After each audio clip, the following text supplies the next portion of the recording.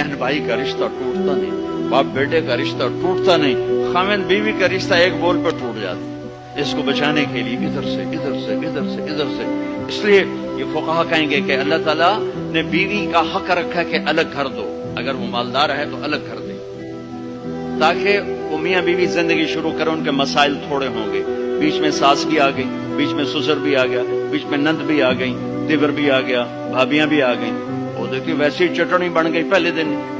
अगर वो अलग घर नहीं लेके दे सकता तो किराए पर लेकर दे, उसको अलग रखे। अगर किराए पर भी लेने की सख्त नहीं तो घर में पूरा पोर्शन उसको लेकर दे, पूरा पोर्शन दे जिसमें वो आजाद हो। अगर इसकी भी हिम्मत नहीं तो एक कमरा, एक किचन, एक टॉयलेट उसका अलग हो जिसमें और कोई ना हो। अगर इसकी भी हिम्मत नहीं तो फिर रोजे रखे थे, तस्बीह पढ़े, किसी दीन को बर्बाद ना करे, फिर किसी की बेटी को बर्बाद